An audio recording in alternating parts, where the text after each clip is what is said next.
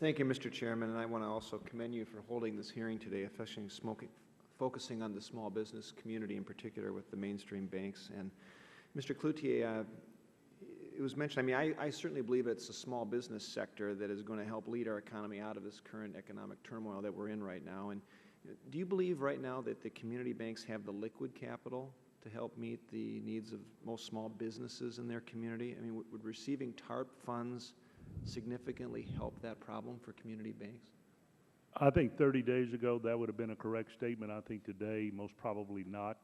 Two major things have happened. First of all, I think all community banks have lost confidence in the federal government's ability to negotiate with them.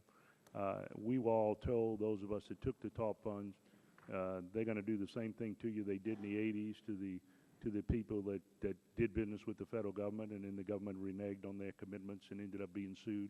And that's why they put 5C in there, to make sure they could change the rules. Most people took the TARP money believing that the government wouldn't do that they had a serious economic crisis. It seems like the government has just ignored that.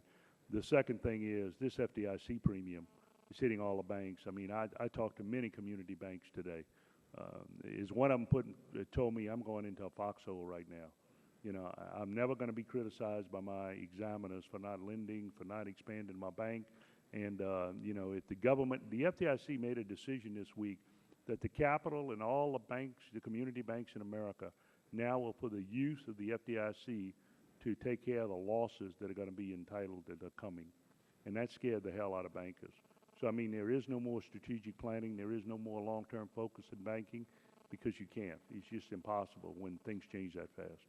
Well, and it was touched on earlier about the concern that the the proposed premium increase was going to really hit community banks pretty hard, and that was going to be a significant challenge. Is that a significant challenge for community banks right now, as you see as a resistant fact to not, in terms of respect to lending?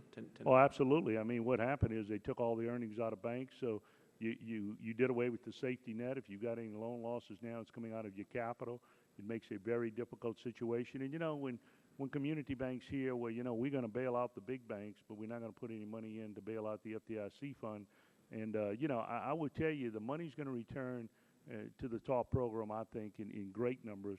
And I guess the money will be available to go to the Big 8 because you're not going to get any community banks showing up to borrow. And I think they're going to be very worried about adopting any of these other programs. I'll just tell you, I think the community bankers and I think small business in America feel like they left out of the conversation, be it at the White House, be it at the Treasury, or be it in Congress. I'll tell you right now, my 18 meetings I've had around Louisiana and Texas, I can tell you they feel left out because every time they look at a picture, it's all the Wall Street people and it's all the New York people showing up at all the meetings, making all the conversations.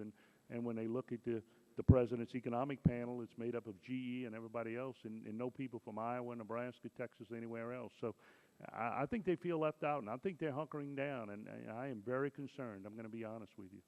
Well, and I've certainly heard from many banks in my community, Mr. Chairman, that are concerned about paying millions and millions of dollars of unexpected costs, potentially in these premium increases, and that's going to further, as you mentioned, they're going to hunker down, and that's not going to restore the confidence of Main Street, Minnesota, or Minnesota's across the United States, for that matter. And that's where we really do need to focus, I think, to make sure we come out of this economic crisis. I should just ask one final question. It's not just capital that is going to be potentially lent out from banks in terms of liquidity, but how are deposits right now? Have deposits increased as consumers hunker down? Are they increasing their deposits at your banks? Well, let me tell you what worries me a lot. I spent an hour on the phone yesterday with a customer that wanted to take out some serious money. And, I thought he was taking it to another bank, and his concern was how good is the health of the FDIC? What is inflation going to look like? I mean, there's a lot of concerns out there. I mean, I go from one crisis to the other pretty much on an ongoing basis, and I know many of your bankers in your state of Minnesota. I spent a lot of time up there. It's a great state. And I will tell you, they are very concerned up there also. Thank you, Mr. Chair. Yield back. Thank